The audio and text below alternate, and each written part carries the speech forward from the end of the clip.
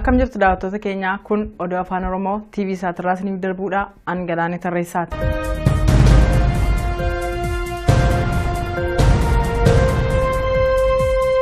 Warraaqsi biyyaalessaa Itoophiyaa dhiyeenya kana paartilee afuriin hundeeffame walgahii biyya Swiidin magaalaa Stookholmitti deeggartootaa wajjin taasise haala milkaa'in akka xumure beeksise. Walgahii kana irratti hoogganaan Arbanyoo Gimboot Sabaat Profeesar Biraanuu Naggaa hoogganaa adda Dimookiraasummaa Oromoo Obbo Leencoo Lataa fi hoogganaan paartii uummata Affaar Dr. Kontee Musaa argamaniiru. Swiidinitti qindeessaan warraaqsa biyyaalessaa Obbo Zalaallee Tsagga-Sillaasee kaayyoo walgahichaa ibsaniiru. Profeesar Biraanuu Naggaa paartilee warraaqsa biyyaalessaa hundi tokkummaa Itoophiyaatti kan amananii fi rakkoo jiru karaa diimokiraataa ta'een furuun sirna diimokiraasii hordofuun murteessaa ta'utti kan waliigalan jedhan. Kun immoo walitti dhufuun waliin hojjechuuf akka isaan kakaase beeksisaniiru. Warraaqsi biyyaalessaa kun kan dhaabbilee malee bakka bu'iinsa sabaa akka hin qabne Profeesar Biraanuun himaniiru. Eenyu bakka bu'iinsa uummataa osoo hin argatin bakka bu'iinsa sabaa fi sablammootaa irratti hundaa'uun tokkummaa uumuu hin danda'u jedhan. Dhaabni kamuu tokkummaa Itoophiyaatti kan amanuuf sirna diimokiraatawaa hundeessuuf fedhii kan qabu yoo ta'e miseensa warraaqsa kanaa ta'uun hojjechuu akka danda'us dubbataniiru. Hoogganaan adda Dimookiraasummaa Oromoo Obbo Leencoo Lataa gama isaaniitiin qabsoon dhuunfaadhaan taasifamu eessaanuu akka nama hin geenye muuxannoon waggoota 25 darbanii barnoota jedhan. Biyyoonni dhiyaas akka bakka tokkotti qindoofnuuf fedhii qaba kan jedhan Obbo Leencoon warraaqsi biyyaalessaa kunis fagoo deemuun amantii isaanii ta'uu himaniiru. Uummanni Affaar tokkummaa Itoophiyaa yeroo kamuu hin mormu kan jedhan immoo hoogganaan paartii uummata Affaar Dr. Kontee Musaati.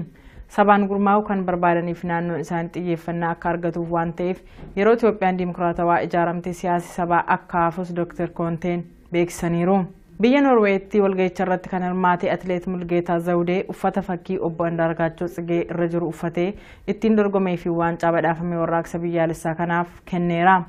Qophii kana irratti galii baay'een akka walitti qabames qopheessitoonni beeksisaniiru.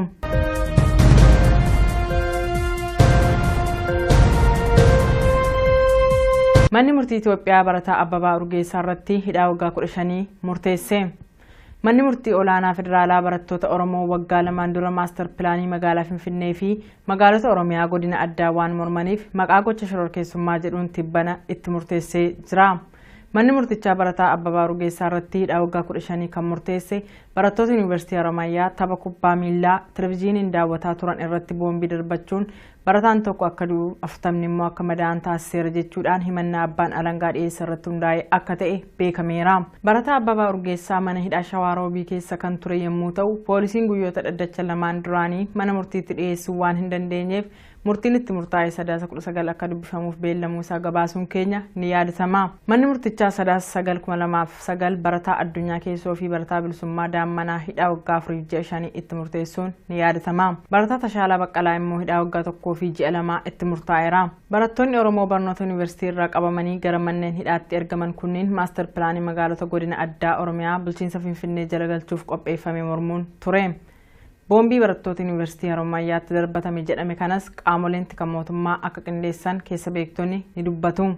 Yeroo garagaraatti gocha boombii dhoosuun saba tokko saba biraa wajjin walitti buusuu fi maqaa amantiin jeequmsa uumuun qaamolee tika mootummaa Itoophiyaa dhalattoota Oromoo baay'ee hidhaa waan turaniif ammas diraamaa qindeessaniin barattoonni kunniin akka hidhaman keessa beektonni himaniiru. Mootummaan maastar pilaanicha haqe jedhee himus maqaa shororkeessummaa jedhuun dhalattoonni Oromoo ragaa sobaan manneen hidhaa keessatti dararamuun akkuma itti fufeetti jira.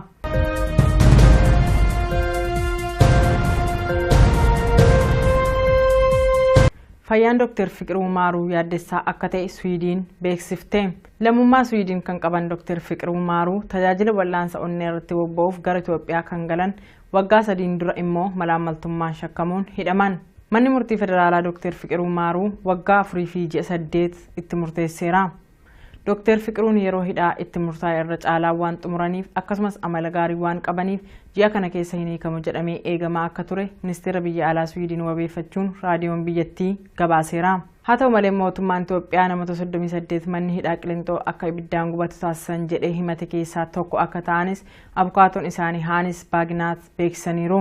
Fayyaan Dr. Fiqiruu Yaaddessaa waan ta'eef ministeerri dhimma alaa Swiidin qondaaltota mootummaa Itoophiyaa waliin marii akka jalqabe bakka bu'aa ministeerichaa Paatrik Niilsaan himaniiru. Akka abukaatonni isaanii jedhanitti Dr. Fiqiruun biyyaa akka hin baane waan itti murtaa'eef amma immoo himannaa haaraan kun waa'ee dhimma mana hidhaatii hiikamuu walxaxaa taasisa jedhan. Dr. Fiqiruun abbootii qabeenyaa 60 ol waggoota 4 dura hoogganaa abbaa taayitaa galiiwwanii fi gumuruuk Itoophiyaa Obbo Malaakuu Faantaa wajjin dhimma maqaa malaammaltummaatiin hidhamuun isaanii waan yaadatamuudha.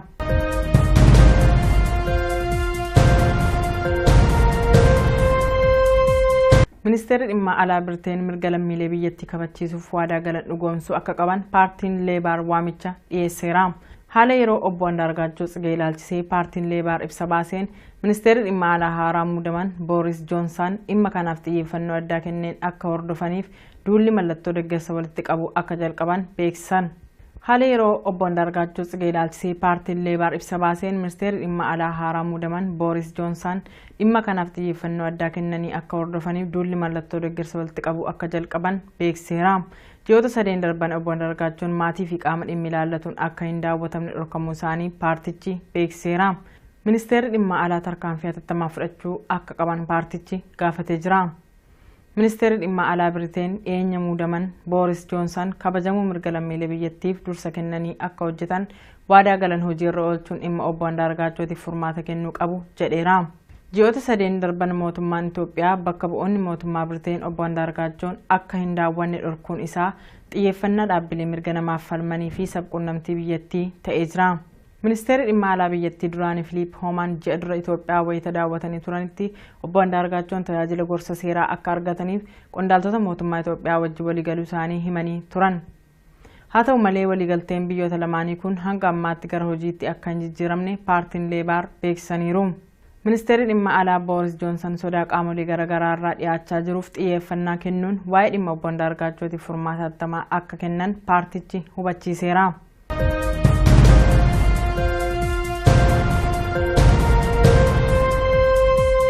Balaa godina Geediyoo keessatti qaqqabeef kan itti gaafatamu mootummaa Itoophiyaa akka ta'e dhalattoonni saba Geediyoo biyyoota alaa jiran beeksisan. Godina Geediyootti balaa walitti bu'iinsaatiin qaqqabeef itti gaafatamummaa fudhachuu kan qabu mootummaa Itoophiyaa akka ta'e dhalattoonni saba Geediyoo biyyattii garaagaraa keessa jiraatan himan. Ibsi karaa waldaa isaaniitiin kennan akka jedhanitti lubbuu namaa darbee fi qabeenya manca'eef gaddi guddaan itti dhaga'ameera. Sabni Geediyoo sabaa fi sablammoota godinicha keessa jiraatan kan biroo wajjin rakkoo tokkollee akka hin qabne waldaan kun beeksiseera. Yeroo biyyattiin haala siyaasaa tasgabbaa'aa keessa hin jirretti lafa na ilaallata jedhuu fi walitti bu'iinsa uumuu danda'u irratti murtii kennuun walitti bu'iinsi akka uumamuuf sababa akka ta'e beeksisaniiru. Murtiin wal falmisiisaan kun kan murteeffameef itti yaadamee walitti bu'iinsa uumuuf akka ta'e ibsi waldaa dhalattoota saba Geediyoo biyyoota alaa jiraatanii kun mirkaneesseera. Sabni kun yeroo ammaa malaammaltummaa haqaa fi bulchiinsa gaarii dhabuu fi cunqursaa olaantummaa siyaasaa saba tokkoo Itoophiyaa keessatti dagaageen rakkachaa jiras jedhan. Dhaabbilee siyaasaa akka meeshaa piroopagaandaatti itti fayyadamuun hatattamaan akka dhaabbachuu qabuu fi gocha kanas akka balaaleffatan beeksisaniiru. Balaa uumameef itti gaafatamaan mootummaa aangoo irra jiru akka ta'es himan. Gocha dimshaashaan hidhuu fi ajjeesuu yeroo ammaa godinicha keessatti hammaatee itti fufe ni balaaleffanna jedhan.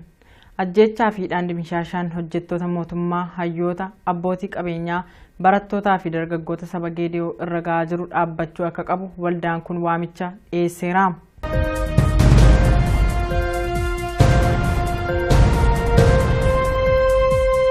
Itiyoophiyaan loltoota baay'ee daangaa Sudaan kibbaa irra qubachiiste. Itiyoophiyaan naannoo Gaambeellaa keessa loltoota baay'ee qubachiisuu ishee barruun Jeneraal Aviyeeshin jedhamu gabaaseera. Walitti bu'iinsa dhiyeenya kana Sudaan kibbaa keessatti uumame wajjin wal qabatee Itiyoophiyaan loltoota ishee daangaa biyyattii wajjin ittiin wal daangeessitu irra qubachiisuuf dirqamuu ishee barruun kun gabaaseera.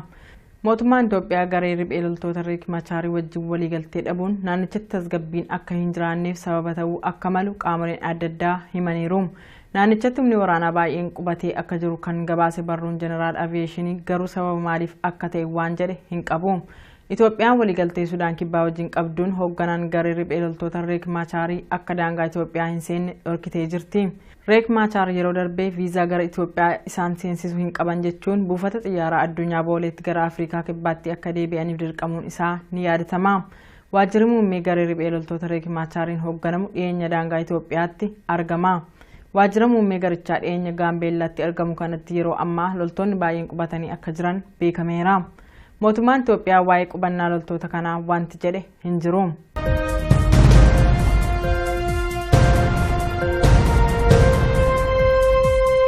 Oduun guyyaarraaf qabanne kanuma oduu biroon hanga walitti deebinutti turtii gaarii.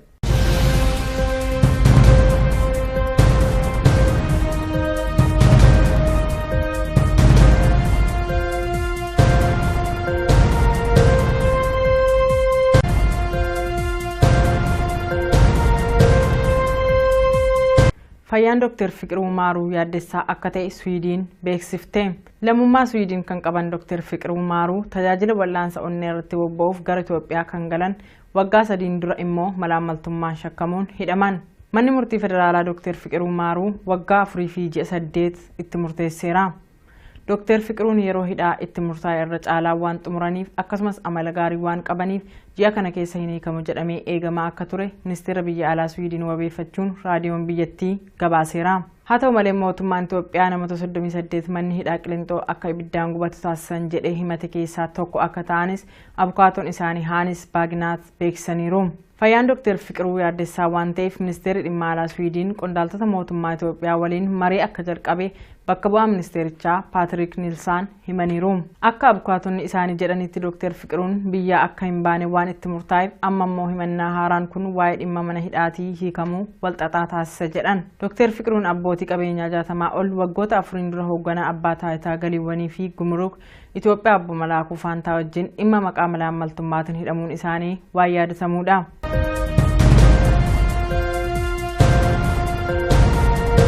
Sirna dimokiraatawaa hundeessuuf fedhii kan qabu yoo ta'e miseensa warraaqsa kanaa ta'uun hojjechuu akka danda'us dubbataniiru. Hoogganaan adda dimokiraasummaa Oromoo Obbo Leencoo Lataa gama isaaniitiin qabsoon dhuunfaadhaan taasifamu eessaanuu akka nama hin geenye muuxannoon waggoota 25 darbanii barnoota jedhan. Biyyoonni dhiyaas akka bakka tokkotti qindoofnuuf fedhii qaba kan jedhan Obbo Leencoon warraaqsi biyyaalessaa kunis fagoo deemuun amantii isaanii ta'uu himaniiru. Uummanni Affaar tokkummaa Itoophiyaa yeroo kamuu hin mormu kan jedhan immoo hoogganaan paartii uummata Affaar Dr. Kontee Musaati. Sabaan gurmaa'uu kan barbaadaniif naannoon isaanii xiyyeeffannaa akka argatuuf waan ta'eef yeroo Itoophiyaan dimokiraatawaa ijaaramte siyaasi sabaa akka hafus Dr. Konteen beeksisaniiru. Biyya Noorweetti walga'icha irratti kan hirmaate atileet Mulgeetaa Zawudee uffata fakkii Obbo Andaargaachoo Tsigee irra jiru uffatee ittiin dorgomee fi waancaa badhaafame warraaqsa biyyaalessaa kanaaf kenneera. Qophii kanarratti galii baay'een akka walitti qabames qopheessitoonni beeksisaniiru.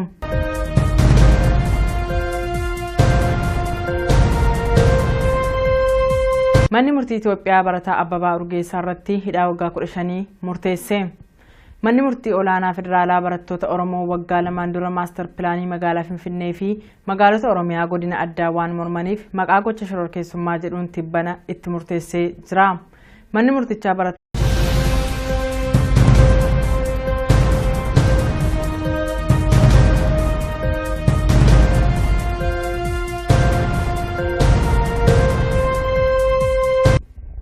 akkam jirtu daawwattoota keenya kun oduu afaan Oromoo TV Saatirraa isiniif darbuudha Angalaanii Tarreessaati.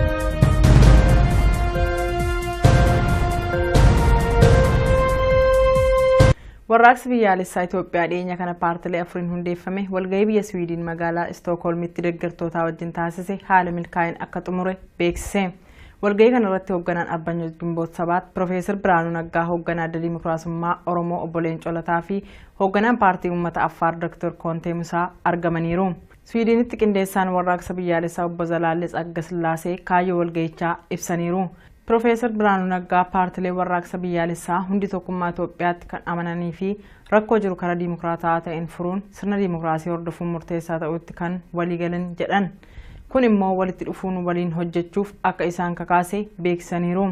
Warraaqsi biyyaalessaa kun kan dhaabbilee malee bakka bu'iinsa sabaa akka hin qabne Profeesar Biraanuun himaniiru. Eenyu bakka bu'iinsa uummataa osoo hin argatin bakka bu'iinsa sabaa fi sablammootaa irratti hundaa'uun tokkummaa uumuu hin danda'u jedhan. Dhaabni kamuu tokkummaa Itoophiyaatti kan amanu. Ministeerri dhimma alaa Birteen mirga lammiilee biyyattii kabachiisuuf waadaa galan dhugoomsuu akka qaban paartiin Leebaar waamicha dhiyeesseera. Haala yeroo Obbo Andaargaachoo Tsigee ilaalchisee paartiin Leebaar ibsa baaseen ministeerri dhimma alaa haaraa muudaman Booris Joonsan dhimma kanaaf xiyyeeffannoo addaa kenneen akka hordofaniif duulli mallattoo deeggarsa walitti qabu akka jalqaban beeksisan. Haala yeroo obbo Andaargaachoo Tsigee ilaalchisee paartiin Leebar ibsa baaseen ministeerri dhimma alaa haaraa muudaman Booris Joonsan dhimma kanaaf xiyyeeffannoo addaa kennanii akka hordofaniif duulli mallattoo deeggarsa walitti qabu akka jalqaban beeksiseera. Ji'oota sadeen darban obbo Andaargaachoon maatii fi qaama dhimmi ilaallatuun akka hin daawwatamne dhorkamuu isaanii paartichi beeksiseera. Ministeerri dhimma alaa tarkaanfii hatattamaa fudhachuu akka qaban paartichi gaafatee jira. Ministeerri dhimma alaa Biriteen dhiyeenya muudaman Booris Joonsan kabajamuu mirga lammiilee biyyattiif dursa kennanii akka hojjetan waadaa galan hojiirra oolchuun dhimma obbo Andaargaachootiif furmaata kennuu qabu jedheera. Ji'oota sadeen darban mootummaan Itoophiyaa bakka bu'oonni mootummaa Biriteen obbo Andaargaachoon akka hin daawwanne dhorkuun isaa xiyyeeffannaa dhaabbilee mirga namaaf falmanii fi sabquunnamtii biyyattii ta'ee jira. Ministeerri dhimma alaa biyyattii duraanii Filiip Hoomaan ji'a dura Itoophiyaa wayita daawwatanii turanitti obbo Andaargaachoon tajaajila gorsa seeraa akka argataniif qondaaltota mootummaa Itoophiyaa wajjin waliigaluu isaanii himanii turan.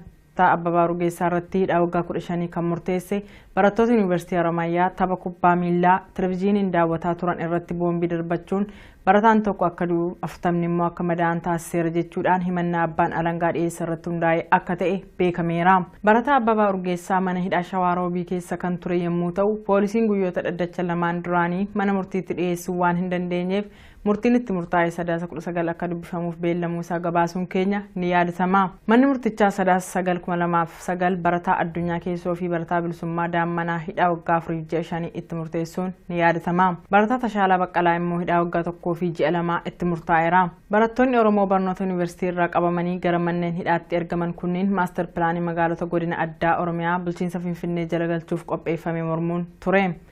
Boombii barattoota yuunivarsiitii Harammayyaatti darbatame jedhame kanas qaamoleen tika mootummaa akka qindeessan keessa beektonni ni dubbatu.